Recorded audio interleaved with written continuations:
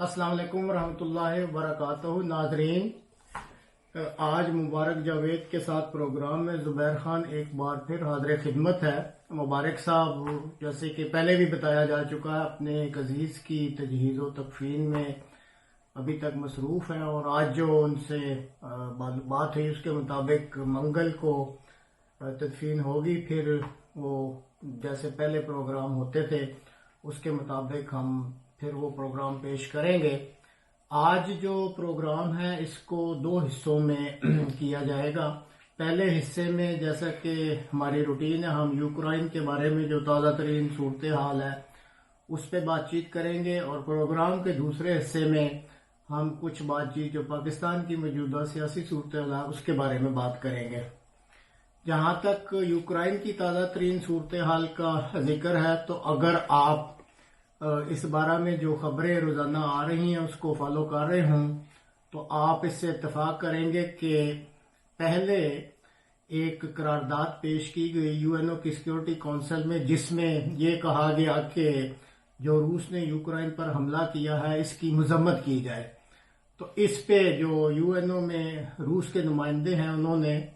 اس کو ویٹو کر دیا، اور ویٹو کرنے کے ساتھ ہی انہوں نے پھر اپنی طرف سے ایک قرارداد پیش کر دی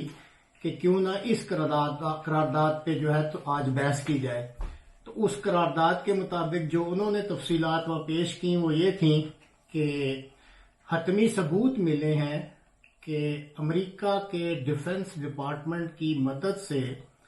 یوکرائن میں بایولوجیکل وارفیئر کی 30 لیبارٹریز پہ کام ہو رہا تھا، اور جب روس نے اسپیشل آپریشن کیا تو اس میں جیسے پہلے بات کی جا چکی ہے کہ کچھ بایولوجیکل ایجنٹس ان کے اسپیشل آپریشن میں انہوں نے پکڑے، اور وہ ثبوت جو ہیں وہ اب دنیا کے سامنے پیش کرنا چاہتے ہیں، اور ان میں ایسے ڈاکومنٹس بھی ملے ہیں جس میں باقاعدہ اس چیز کا بھی ثبوت ساتھ ملا ہے کہ یہ امریکہ کے ڈیفنس ڈپارٹمنٹ کی مدد سے سارا کام کیا جا رہا تھا۔ تو ایک عجیب دلچسپ سی صورتحال اب پیدا ہو گئی ہے۔ امریکہ کی جو محترمہ یو این او میں نمائندہ ہیں انہوں نے اس کو ڈینائی کیا ہے، اس الزام کو رد کیا ہے، لیکن اب دیکھتے ہیں کہ دونوں ممالک میں سے کون جو ہے حتمی ثبوت کے ساتھ سامنے آتا ہے، اور پھر چند دنوں میں اب پتہ لگ جائے گا کہ کس کا الزام درست تھا اور کون غلط بیانی کر رہا تھا۔ اس کے علاوہ اگر آپ نے خبریں ملاحظہ کر رہے ہیں تو دیکھا ہوگا کہ کل روس کے صدر نے ماسکو میں ایک اسٹیڈیم میں ہزاروں افراد کی موجودگی میں جو انہوں نے کرائمیا پہ قبضہ کیا تھا اس کی 8ویں سالگرہ منائی، اور جو ایون ویسٹرن میڈیا میں اس کی تصاویر دکھائی جا رہی تھیں اس سے بھی لگ رہا تھا کہ روسی صدر جو ہیں وہ کافی خوش نظر آ رہے تھے، اور جتنا کراؤڈ تھا وہ چیئر کر رہا تھا اور تالیاں بجا رہا تھا، نظمیں اور گانے بجائے جا رہے تھے، ترانے پڑھ رہے تھے، اور اس گفتگو میں روس کے صدر نے اپنی قوم کو خوشخبریاں ہی دیں کہ ہم اپنے قومی مفاد کی خاطر یہ جو ہے اس وقت آپریشن کر رہے ہیں، اور بہت جلد یہ خوشخبریاں آپ کو مزید ملیں گی کہ روس جو ہے وہ اپنے مقاصد میں کامیاب ہو گیا ہے۔ تو اس منظرنامے کو دیکھ کے جو اس وقت مغربی میڈیا یہ پکچر یا تصویر پیش کر رہا ہے کہ روس میں جو ہے اس جنگ کے مخالفین بہت زیادہ ہیں، یا وہاں پہ جو ان پہ پابندیاں لگائی گئی تھیں اس کی وجہ سے بڑی انریسٹ ہے، تو ایسا کوئی وہاں پہ منظرنامہ سامنے نہیں آیا۔ گو کچھ دیر بعد اس کی لائیو نشریات بند ہوئیں، اور یہ کہتے ہیں کہ جان بوجھ کے بند کی گئیں، لیکن جو روسی ہیں انہوں نے اس کا کہا ہے کہ کچھ تکنیکی وجوہات کی بنا پر یہ جو ہے کچھ عرصے کے لیے منقطع ہوئی تھی۔ بہرحال ان کے اسٹیٹ میڈیا نے پھر باقی ساری جو کارروائی ہوئی ہے وہ اس کو دکھایا ہے انہوں نے۔ اس کے علاوہ جو نئی ڈیولپمنٹ ہوئی ہے وہ یہ ہے کہ بڑا شور تھا کہ امریکہ کے صدر بائیڈن جو ہیں وہ چین کے صدر سے بات چیت کریں گے، اور پھر یہ بات چیت ہوئی بھی، اور بتایا جا رہا ہے کہ یہ جو بات چیت ہے تقریباً 2 گھنٹے سے زائد جاری رہی۔ اب اس بات چیت 2 گھنٹے کرنے کے بعد ساری دنیا انتظار کر رہی تھی کہ کچھ تو سامنے آئے کہ اس بات چیت میں کیا چیز ڈسکس کی گئی ہے۔ تو 4 گھنٹے کے بعد جو کوئی تھوڑا بہت بیان سامنے آیا وائٹ ہاؤس کے ترجمانوں کی مدد سے، تو اس میں یہی کہا گیا ہے کہ ایک پوائنٹ جو ہے اس پہ بہت زیادہ زور دیا گیا ہے کہ امریکہ نے چین کو یہ تنبیہ کی ہے کہ تم اس جنگ میں روس کی کسی قسم کی مدد نہیں کرو گے، تاکہ جو ان پہ... السلام علیکم ناظرین، جیسا کہ ابھی آپ سے پہلے بات چیت ہو رہی تھی تو یوکرائن کے بارے میں مزید جو چند نکات ہیں جو کل اور رات کو ڈیولپ ہوئے ہیں، اب ان سے آپ کو آگاہ کرتے ہیں۔ ایک جو جرمن میڈیا میں خبر آ رہی ہے وہ یہ ہے کہ روسی افواج کی کافی بڑی تعداد میں اموات بھی ہوئی ہیں اور ان کے سپاہی زخمی بھی ہوئے ہیں۔ اب یہ بھی ایک جنگی حکمت عملی ہوتی ہے کہ روس نے بجائے اس کے کہ جو ڈیڈ باڈیز ہیں ان کو اپنے ملک واپس لے جاتے، انہوں نے بیلاروس سے بات کی کہ آپ کے جو سرحدی علاقے میں کچھ قبرستان ہیں، ہم ان کو وہاں دفن کرنا چاہتے ہیں۔ اور ایک اور بات جو میڈیا میں رپورٹ کی گئی ہے کہ کیو کی گورنمنٹ یعنی جو یوکرائن کی گورنمنٹ ہے، اس نے روس کو یہ ریکویسٹ کی تھی کہ آپ کی جو ڈیڈ باڈیز ہیں ہمارے پاس جگہ نہیں ہے رکھنے کے لیے، آپ ان کو لے جائیں۔ تو جو رشیا کی ریلوے سروس ہے، اس کو RZ کہتے ہیں، اس کی مدد لی گئی اور پھر کچھ فوجی ٹرکس ہیں ان کو باقاعدہ کیموفلاج کر کے تو ان ڈیڈ باڈیز کو بیلاروس میں شفٹ کیا گیا، اور وہاں پہ جو سیمیٹریز ہیں بارڈر پہ 3-4 شہر ہیں، وہاں باقاعدہ سخت پہرا ہے اور اس پہرے کی موجودگی میں ان باڈیز کو وہاں پہ دفنایا جا رہا ہے۔ اسی طرح جو کافی شدید قسم کے زخمی ہیں تو بیلاروس کے بارڈر پہ جو کلینک اور ہاسپٹل ہیں ان کو بھی ریزرو کر دیا گیا ہے کہ صرف اس کرائسس میں یا اس جنگ میں جو روسی فوجی زخمی ہو رہے ہیں ان کا علاج بھی وہاں کیا جا رہا ہے۔ ایک اور چیز جو سامنے آئی ہے وہ یہ ہے کہ ایک علاقہ ہے خیرسن جس پہ بہت پہلے بتایا گیا تھا کہ رشین فوج نے دعویٰ کیا تھا کہ اس شہر پہ ہمارا مکمل قبضہ ہو گیا ہے، لیکن کل سیٹلائٹ امیجز سے وہاں پہ جو ایک ایئر فیلڈ پہ تباہی پھیلی ہے اس نے روس کے اس دعویٰ کو کافی کمزور کر دیا ہے، اور ان پکچر سے اور وہاں پہ کچھ موجود لوگوں نے ویڈیوز بنا کے سوشل میڈیا پر آن ایئر بھی کی ہیں، تقریباً 22 ہیلی کاپٹرز جو جنگی تھے ان کو تباہ کیا گیا ہے اور یہ میزائل مارے گئے ہیں وہاں پہ، اور اسی طرح کافی سارے جو فوجی گاڑیاں تھیں ان کو تباہ کیا گیا ہے۔ تو اس تباہی سے اندازہ ہو رہا ہے کہ روس اگر دعویٰ کر بھی رہا ہے کہ کسی شہر پہ اس کا قبضہ ہو گیا ہے تو اصل میں ایسے نہیں ہے۔ وہاں پہ چاہے آپ اس کو انسرجنسی کہہ لیں یا گوریلا وارفیئر کہہ لیں یا کسی اور طریقے سے کچھ لوگ گھس بیٹھتے ہیں یا کوئی نشانہ لے کے روسی افواج کو کافی نقصان پہنچا رہے ہیں۔ اسی طرح ایک جو کیو کی نیشنلسٹ رجیم ہے اس نے بھی یہ کیا ہے کہ کیو میں ایک جہاں پہ رشینز کا کچھ ہولڈ تھا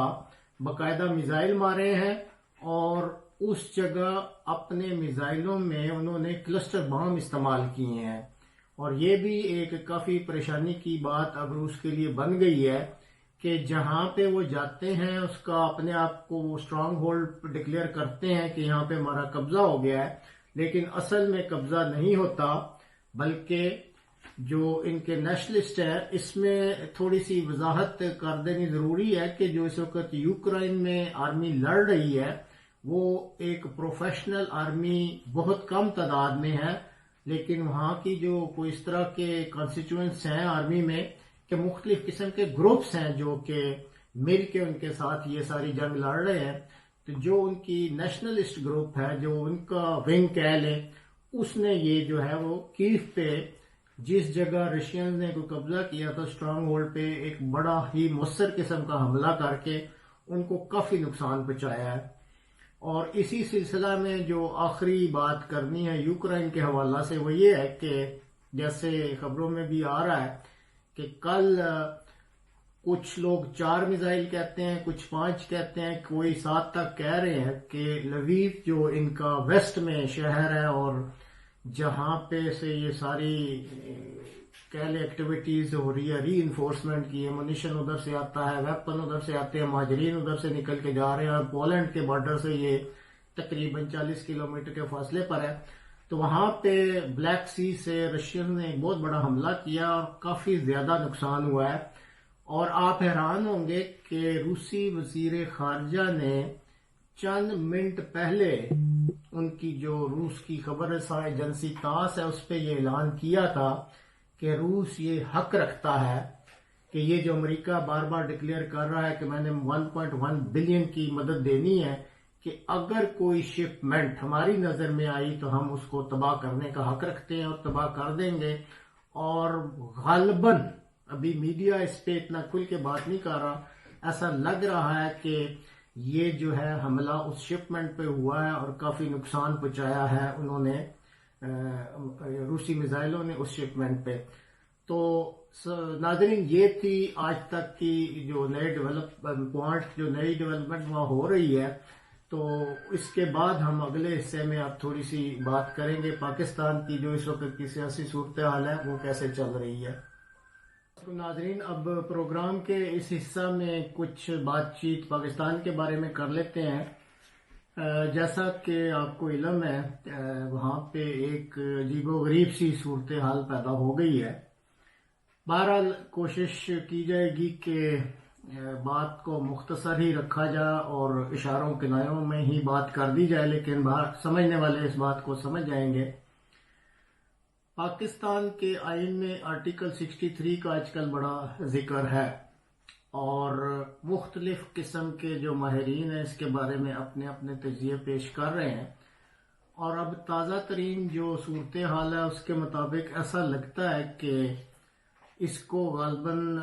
ارجنٹ بیسس پہ سپریم کورٹ کی طرف ریفر کر دیا جائے گا اور اس سے وضاحت کرنے کی درخواست کی جائے گی۔ لیکن کیا جو نو کانفیڈنس ووٹ کی تاریخ مقرر ہوئی ہے 28 مارچ، اس سے پہلے سپریم کورٹ کوئی فیصلہ دے گی یا نہیں، یہ بہرحال ایک بہت بڑا سوالیہ نشان ہے۔ اور اگر کوئی فیصلہ ایسا آ جاتا ہے تو کیا اپوزیشن کو یا جو اس وقت برسر اقتدار پارٹی ہے اس کو یہ وضاحت قابل قبول ہوگی بھی یا نہیں، یہ تو ہے پہلا پوائنٹ۔ اور اس کے سائے میں لوگ جو ہیں وہ مختلف قسم کے تجزیے پیش کر رہے ہیں۔ دوسرا پوائنٹ جو میں اس بارے میں کہنا چاہتا ہوں وہ عمران خان صاحب کے بارے میں ہے کہ بظاہر تو نہیں لیکن جو ان کی باتیں ہیں ان سے یہ اندازہ کیا جا سکتا ہے کہ اپنی ذات میں وہ ایک محب وطن شخص ہیں جو وہ باتیں کرتے ہیں، اور وہ چاہتے ہیں کہ پاکستان کے رہنے والوں کی شناخت بطور پاکستانی دنیا میں ابھرے، اور وہ عوام الناس کا جو معیار زندگی ہے اس کو بلند کرنا چاہتے ہیں۔ یہ بڑے اچھے نظریات ہیں اور جس پہ کسی کو مخالفت نہیں کرنی چاہیے، لیکن دیکھنا یہ ہوتا ہے کہ جب کوئی لیڈر سامنے آتا ہے اور مختلف نظریات پیش کرتا ہے تو کیا وہ ان نظریات پہ خود بھی عمل کرتا ہے یا کوشش بھی ایسی کر رہا ہوتا ہے کہ جو نظر آئے کہ واقعی یہ ان نظریات کا دل سے پیروکار بھی ہے اور اپنے عمل سے بھی اس کا کچھ وہ ظاہر کرتا ہے یا نہیں۔ ان کے پسندیدہ ترین لیڈر جو موجودہ ماضی میں کہہ لیں قریب میں اور ایک تو ابھی بھی برسر اقتدار ہے وہ ملائیشیا کے مہاتیر محمد ہیں اور ترکی کے جو ہے اردگان صاحب۔ اب آپ بے شک غور کر لیں ان دونوں ممالک پہ کہ ان دونوں لیڈروں کی جو عوام نے پذیرائی کی وہ اس بنا پہ کی کہ انہوں نے واقعی اخلاص اور مخلصی کے ساتھ اور دل کی گہرائیوں کے ساتھ اپنے عوام کی خدمت کی اور عوام جو ہے وہ ان کی دل سے عزت کرتے ہیں کہ یہ واقعی ہمارے ساتھ بھی مخلص ہے اور ملک کے ساتھ بھی مخلص ہے۔ اور اگر آپ ترکی کے حالات کا جائزہ لیتے ہوں تو آپ کو علم ہونا چاہیے کہ چند سال پہلے جب وہاں امریکہ کی اشیرباد سے ایک بغاوت کا سامنا کرنا پڑا تو فوج نے بغاوت کی تھی، لیکن آفرین ہے ان عوام پر کہ وہ باہر نکلے اور ٹینکوں کے سامنے لیٹ گئے۔ اب یہ جو جذبہ ہوتا ہے یہ اس طرح تو عوام میں نہیں پیدا ہوتا کہ جی ایک لیڈر نے کال کر دی اور عوام اپنی زندگی جو ہے اس داؤ پہ لگا کے اور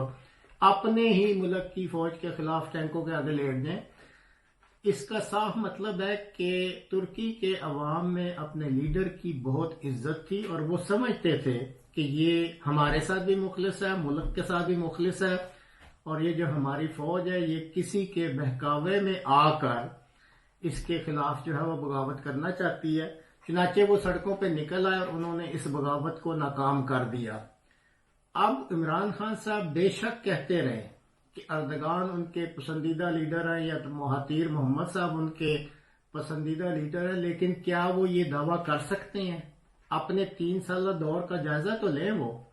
کہ ماں سوائے انہوں نے اپنے مخالفین کے لتے لینے کے اور ہر تقریر میں ان پر اٹیک کرنے کے انہوں نے عوام کی بہبود کے لیے کون سے منصوبے کیے، اور پھر وہ اپنے ارد گرد جو ان کے ساتھ کام کرنے والے ہیں ان کا بھی تو جائزہ لیتے رہے۔ اب وہ 63 آرٹیکل جو ہے اس کی بات کرتے ہیں، لیکن کیا ان کو پہلے نہیں پتا تھا کہ پاکستان کی سیاست کس قسم کی اور میں اپنے ساتھ کون سی پارٹی جو ہے اس کو ساتھ رکھ رہا ہوں؟ بہرحال اب ایک چھوٹا سا وقفہ لیتے ہیں اور اس بات کو پھر اگلے پروگرام میں اگلی ویڈیو میں آپ کے ساتھ مزید ڈسکس کرتے ہیں۔ السلام علیکم ناظرین، وقفے کے بعد دوبارہ حاضر خدمت ہے۔ جیسے کہ بات ہو رہی تھی کہ عمران خان صاحب کو یہ بہت پہلے یا شروع میں سوچنا چاہیے تھا کہ اگر وہ ایک نظریاتی لیڈر تھے اور جیسا وہ اپنے آپ کے بارے میں دعویٰ کرتے ہیں تو اپنے ساتھ پھر وہ لوگ بھی ایسے رکھتے جو کہ نظریاتی تھے۔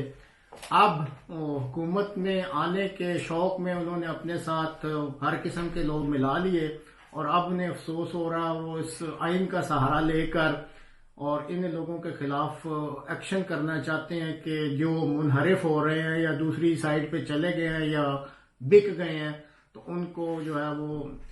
استعفیٰ دینا چاہیے یا ان کو کوئی قانونی طور پہ اس طرح پابند کر دیا جائے کہ ووٹ نہ ڈالیں۔ یہ اب معاملہ کافی دیر اس کو ہو چکی ہے اور غالباً یہ اب جو ہے صورتحال وہ انارکی کی طرف بڑھ رہی ہے۔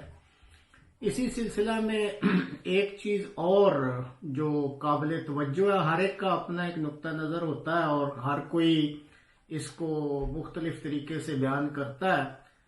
تو میں خود بھی چونکہ انٹرنیشنل معاملات اور جو قومی معاملات ہیں ان کو کافی شوق سے پڑھتا بھی ہوں اور اس پہ مختلف لوگوں کے تجزیے سنتا بھی ہوں، تو آج کل یہ بار بار اس چیز پہ زور دے رہے ہیں کہ اگر مجھے کچھ ہوا یا اگر مجھے نکالا گیا تو میں بہت خطرناک ثابت ہوں گا۔ ان کو اس چیز کا خیال رکھنا چاہیے اور اس سے آپ بھی اتفاق کریں گے کہ کئی دہائیوں سے پاکستان میں جو ہمارا نظام ہے، سیاسی کہہ لیں یا حکومتی نظام ہے، اس میں جو اسٹیبلشمنٹ ہے اس کا کردار کافی حد تک ہوتا ہے اور جو بھی حکومت چلتی ہے اس کو اسٹیبلشمنٹ کے ساتھ اپنے تعلقات کو اچھا رکھنا پڑتا ہے۔ شروع میں یہ ایک پیج ہے کہ نعرے لگتے رہے اور تعلقات جو تھے وہ اچھے رہے، لیکن بعد میں باہر دراڑیں پڑنی شروع ہو گئیں اور پھر سب سے زیادہ جو کہہ لیں نازک موڑ اس وقت آیا جب کہ یہ DGISI کی تعیناتی کرنی تھی تو صاف پتہ لگ رہا تھا کہ اختلافات جو ہیں وہ کافی وسیع ہو چکے ہیں اور پھر کس کی مانی گئی یہ بھی آپ سب کے سامنے ہے۔ اب جو تازہ ترین لیکیج ہو رہی ہیں یا صورتحال سامنے لائی جا رہی ہے اس میں کہا جا رہا ہے کہ عمران خان صاحب نے کہا ہے کہ میرے پاس کچھ ایسی آڈیوز اور ویڈیوز ہیں اور اس پتے کو کھیلا جا رہا ہے، لیکن وہ اس چیز کو بھول جاتے ہیں کہ حال ہی میں یہ کام تو پچھلے وزیر اعظم نواز شریف صاحب یا ان کی پارٹی کے کچھ ممبران پہلے ہی کر چکے ہیں، اس کا کیا نتیجہ نکلا۔ تو اگر ان کے پاس کوئی آڈیوز اور ویڈیوز ہیں تو جو اس وقت کی صورتحال ہے اور جو کئی سالوں سے پاکستان میں چل رہی ہے، اگر وہ ڈائریکٹ کنفرنٹریشن اسٹیبلشمنٹ کے ساتھ چاہتے ہیں تو وہ اپنے آپ کو طیب اردگان نہ سمجھیں، کیونکہ انہوں نے ملک کے لیے کوئی ایسا کام نہیں کیا ہوا، یا انہوں نے ملک کے عوام کو وہ انصاف جس نعرے پہ آئے تھے یا مساوات یا سب کو خوشحالی نہیں دی ہوئی، جس کی بنا پہ وہ یہ سمجھتے ہیں کہ لوگ جلسے میں آنا اور بات ہوتی ہے، آپ بلوا بھی لیتے ہیں، لوگ آ بھی جاتے ہیں، لیکن کسی لیڈر کے پیچھے اس لحاظ سے کھڑے ہو جانا کہ جی ہم مرنے کے لیے بھی تیار ہیں اور کوئی ایک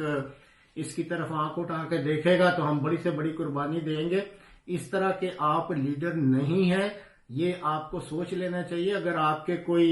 ایسے ساتھی کئی ہوتے ہیں جو آپ کو کہتے رہتے ہیں کہ نہیں جی آپ بہت بڑے پاپولر ہیں، آپ کے پیچھے دنیا کھڑی ہے، ایسی کوئی بات نہیں ہے، اس کو سوری ٹھنڈے دل سے آپ سوچیں اور اس انتہا تک جانے کی کوشش نہ کریں۔ پھر دبے لفظوں میں یہ بات بھی سامنے آ رہی ہے کہ وہ یہ سوچ رہے ہیں کہ میرے پاس کیا آئینی اختیارات موجود ہیں، تو اس میں ان کو یہی درخواست ہے کہ ان آئینی اختیارات کو ایک دفعہ پہلے وزیر اعظم صاحب استعمال کر چکے ہیں، حاضر سروس چیف کو برطرف کرنے کا آرڈر انہوں نے ایشو کیا اور ایک نئے کو مقرر بھی کر دیا، اور اس کے بعد ملک میں کیا ہوا؟ کیا آپ یہ تاریخ سے سبق نہیں سیکھنا چاہتے؟ ٹھیک ہے، آپ ایک لحاظ سے کہتے ہوں گے کہ میں چاہتا ہوں کہ اسٹیبلشمنٹ کا رول سیاسی حکومت میں کم ہو، لیکن اس کا یہ جو طریقہ آپ اپنا رہے ہیں، آپ اس پائے کے لیڈر ابھی نہیں ہیں جو کہ ترکی کا لیڈر ہے۔ اس لیے آپ کو مخلصانہ مشورہ یہ ہے کہ پہلے آپ اپنے آپ کو اتنے سٹیچر یا اتنے درجے کا لیڈر بنانے کی کوشش کریں عوام کی خدمت سے، اور واقعی جو نظر بھی آئے اور ہر آدمی جو پاکستانی کہلاتا ہے وہ آپ کو دل سے